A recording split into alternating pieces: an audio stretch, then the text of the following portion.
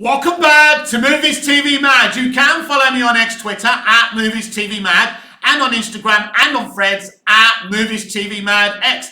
A very warm welcome to the latest edition of the Movies TV Mad Daily. I'm Mick Meanus. Please smash the like button. Please interact with the discussion we're talking about, which is today about the hotbed Doctor Who topic, the timeless children. Please subscribe.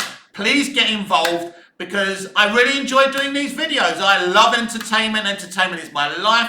It's part of my DNA. It's a great thing. Obviously not as great as it used to be because of the way it's been handled, but still I'm very passionate about entertainment. So let's go. Let's talk about the hotbed subject for all Doctor Who fans, the timeless children. I think if you're a Doctor Who fan, you are under pressure just to outright hate the timeless child and the timeless children. It's a double-pronged situation for me. If you look at it, because as a writer like me, as a storyteller, I look at the concept of the timeless children and it's an interesting idea. Oh, Doctor, everything you thought you knew was a lie. That's interesting. Sucks me in. You're not from Gallifrey. Actually, they wiped your mind and you're from another galaxy, another planet. It's a mystery. Where are you from? They stole your DNA, right? This planet of Gallifreyans. They stole your DNA and they created Time Lord Society. So we don't really know what the Doctor's people are on his planet, on his proper planet. So it's kind of interesting. And Chibnal really didn't want to develop that because he creates an interesting concept. I don't mind that so much. Even though a lot of people were angry because all of a sudden Bill Hartnell isn't the first Doctor. The point is, he's still the Doctor. And I know people are upset about him not being the first Doctor. I understand why you're all upset, right? But I think the storyline, as a storyline, is interesting. And I was interested in it. I don't even mind the episode, The Timeless Children, right? I think it's interesting and it puts the Doctor in a very interesting, perilous situation.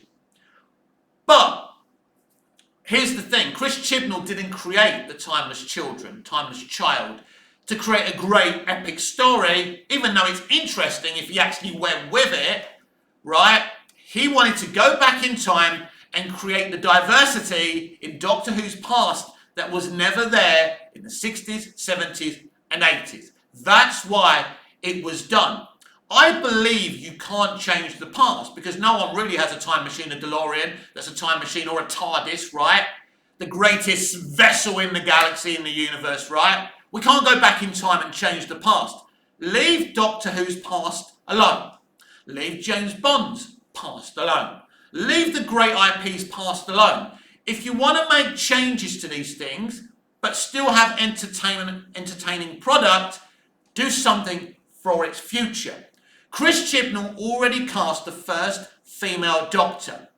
Instead of focusing on creating an exciting, vibrant first female Doctor who had who had great writing like the white guys did, he decided to create a middling, boring, slow-paced, mediocre first female Doctor. So he wasn't focusing on that. He was focusing on going back to the past and changing it for more diversity.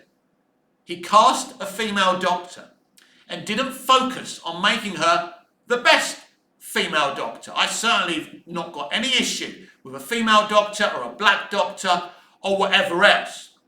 But please, at the very least, at least give them the great writing that has been given to the white guys in the past. Otherwise, you're part of the problem. And that is the problem with the first female Doctor played by Jodie Whittaker. That's the problem with Ncuti Gatwa's Doctor.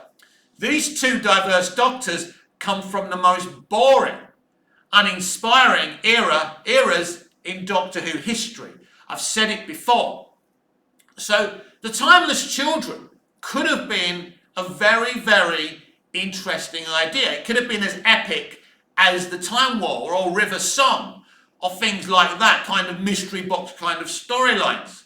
Because it's interesting, the timeless child kind of arc got us all thinking, wondering who is the timeless child. And it ended up being the Doctor. Now, I don't think Chibnal gave a shit. I think one of the intentions was to trigger right-wing Doctor Who fans. I think that was clear, that was one of the intentions. Now, I hold my hands up. I'm not very political. I'm certainly not a right-wing Doctor Who fan. And if I was, Chris Chibnal couldn't trigger me because I'm watching entertainment. I'm not, it's not a party political broadcast. At the end of the day, I think people are far too political in their entertainment these days. I think the people watching entertainment are as political as the people making entertainment, and both parties are just as bad as each other. So actually, on its own, The Timeless Children is kind of interesting. Oh, the Doctor's from another planet. That's interesting. That's a plot twist, right? But they don't focus on it. So you've got this situation now where you created something that's pissed a lot of Doctor Who fans, if not all Doctor Who fans off. It's interesting, I've not heard anyone say, oh, I love The Timeless Children. But I think as an episode, it's interesting at the very least. And if you actually develop that story and had the Doctor looking and finding this planet, even if the Doctor never finds where they're from, it would have been an interesting search, and I mean a genuine search, where the Doctor is absolutely looking for this world.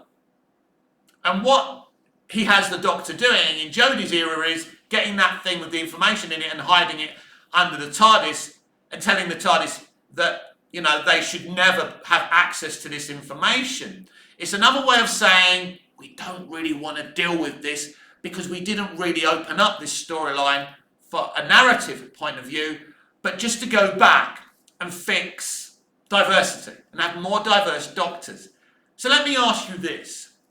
Did it fix the non-diverse past for Doctor Who? Because there's a bunch of versions of the Doctor that happen to be black, Asian, and whatever else. No. As I say, you can't fix that. You can't change that. I think it's very, very short-sighted to do something, to come up with a story that for a lot of people ruins the past of Doctor Who, that says Bill Hartnell is no longer the first Doctor. I think if Chibnal doesn't really get that, then there must be something wrong with him, but he did it all on purpose. Chibnal wanted to upset people. He went as far to say, and there's never been a Doctor Who showrunner this passive-aggressive, he said, Doctor Who isn't a democracy. Of course, it's not. No television show or movie or piece of entertainment is a democracy. The people making it can do whatever the fuck they want. But some of them actually understand that without an audience, without a customer, without a consumer, you don't have a Doctor Who. So you have this downward spiral of Doctor Who where people have genuinely walked away from the show.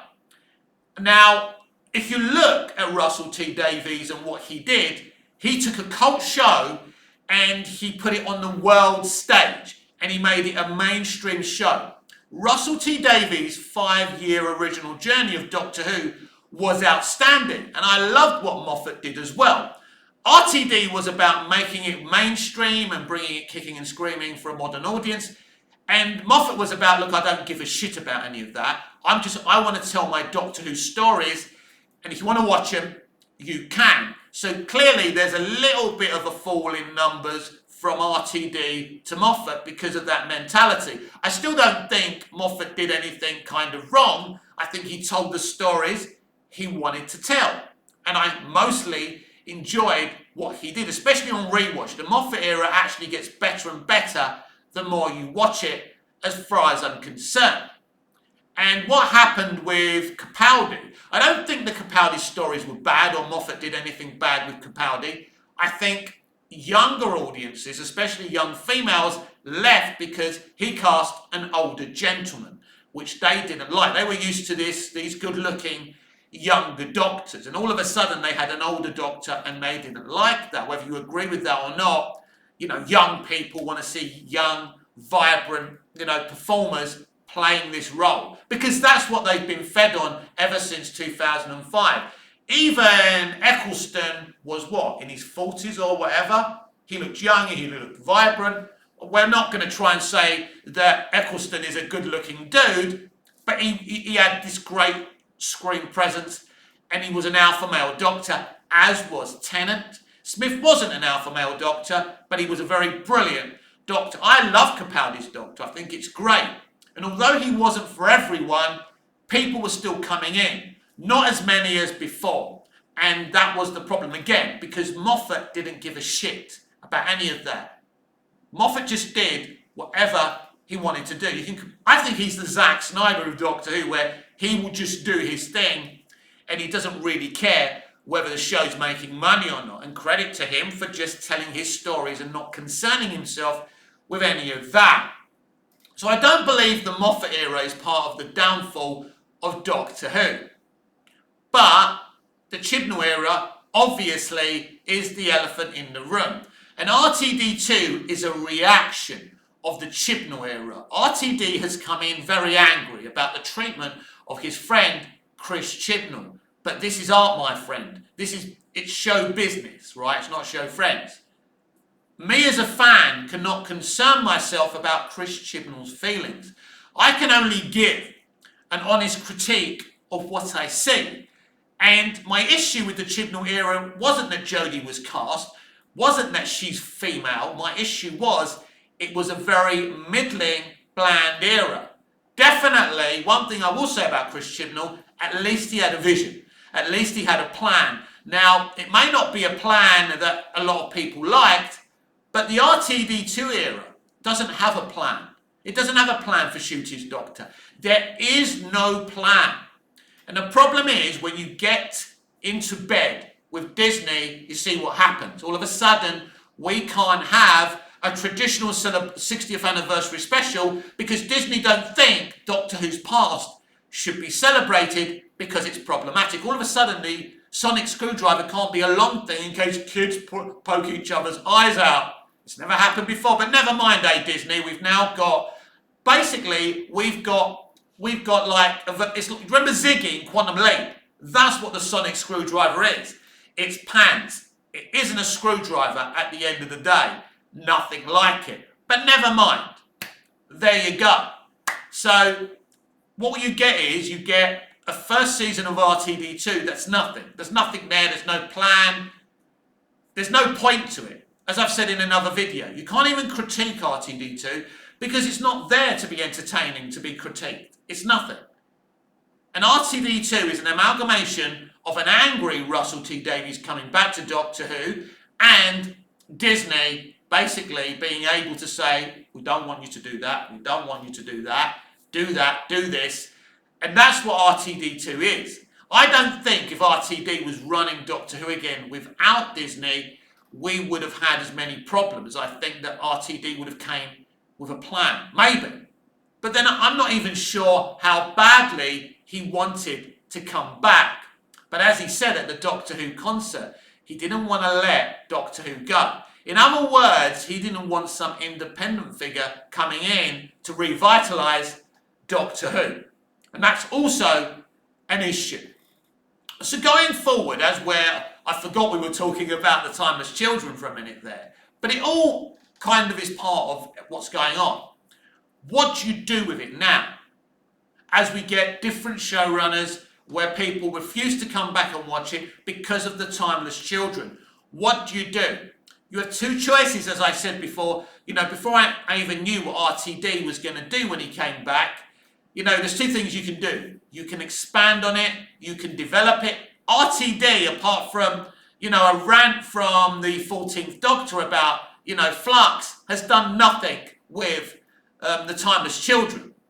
So then fans will ask, why can't we retcon it? Because retconning it is a big statement. Now, Chibnall himself was pretty adamant that he sees the Timeless Children being retconned at some stage. And I think at some stage, some brave soul will come in and say, people don't like it. I don't like retconning other people's stories. I don't think it's cool, but you've got a problem. You've got a problem. Because I think the best thing with the Timeless Children is to try and develop it, try and clean it up, try and say, oh, actually it was the Master who was the Timeless Child, and he just corrupted the Matrix to trick the Doctor. Or the Gallifrey they went on was in the multiverse and wasn't actually the Gallifrey from the proper Doctor Who Earth, and that explains it. And in the multiverse, the Doctor is the Timeless Child. There's lots of things you can do. There's lots of different things you can do. Maybe the Doctor comes from a planet in the multiverse, and it's, the Doctor actually comes from a different version of Gallifrey in the multiverse. You could do that as well. I've discussed this. So there are ways of cleaning it up. You are kind of retconning it, but without, knocking down everything that's been done with the revival. So there are clever ways of moving away from it. Look, he got to do something he wanted to do, but it's a mess. People don't like it. And what we've seen is that RTD has come back, angered a bunch of fans. And now that people are not watching it anymore, he's blaming the fans instead of himself. Mate, you're fantastic. Russell T Davies is an inspiration and a genius for what he did, the way he brought Doctor Who back. But you came back without a real plan. Your companion barely had a heartbeat. I think Ruby Sunday may be the worst companion, not only in New Who history, because she's got nothing there. He didn't have a plan for her. Then he decided to make her an ordinary human being, even though she can make it snow. Because all human beings can do that. All I have to do is go outside and make it snow. It didn't make sense. And her companion, even if you take away her arc, which was really, really dumb, her character had nothing. There was nothing there. I didn't feel any connection between her and Ncuti's Doctor. In fact, it's very interesting because the best thing about RTD2 is actually Bonnie Langford as Mel. She was brilliant, especially in the finale. And I'm thinking now, maybe she should have been the full-time companion in season 1 of RTD2. And I don't know what other fans think. Get in the comments down below and let me know. But she certainly came off better than Ruby Sunday. And it's a shame, because Ruby Sunday was played by a really, really, brilliant young actress from Coronation Street, as we all know. And I was so excited by her casting. But it hasn't worked out. She wasn't a great companion. And you can bury your head in the sand about that, but nothing's worked, really, because RTD2 doesn't have a plan. And I don't know what the plan is, if any, for Series 2. And we don't even know if Disney will take on a first season. I don't know what the future of Doctor Who is, even if it's got a future after season 2. Be prepared that after this second series of RTD2, there may not be any more Doctor Who. If Disney don't take up the option, I'm wondering who will. I think the best thing for Doctor Who moving forward, if it is going to move forward, is for Disney and RTD and even Bad Wolf to leave it alone. Doctor Who needs a new vision, but it also needs an injection of cash because the BBC no longer have that kind of funding to fund it on its own through BBC America. Those days have gone. So they're going to need some type of partner. Personally, I would prefer someone like Sky TV to invest some money in Doctor Who because Disney cannot be trusted, as we can see. So the future of Doctor Who, is certainly under threat. And we'll see what happens there. But I think someone has got to be brave enough and say, people don't like the Timeless Children. And something has to be done about it. As I said on the top of the show, I don't think on its own it's a bad idea, but ultimately its motivations were all about rewriting the lack of diversity the show had in its past. and it was a very, very bad idea. Very, very bad idea, right? Because he's admitted he had no intention to go forward and advance and adapt the Timeless Children's storyline. So in the end, it's just a hot take from an angry dude who wanted to trigger certain parts of the fandom, which he did. And now you've got a show that doesn't have the ratings or the love or the adulation it used to do. So RTD came back, as I say, without a plan. And there you have it. Now we're here. And I think it boggles my mind, by the way, that I listen to Murray Gold's soundtracks all the time. And I think, wow. It gives me the memories of how great the revival was under RTD and Moffat, by the way. And I think, how did we get here? How did the downfall of Doctor Who happen? And it's because of the era we're in. Because entertainment companies are allowing these people to come in and do stupid things that are going to hurt these IPs. And no one thinks about the damage that's being done. I don't know if they care, if they make any money. I'm not sure how deep the lunacy is, you see.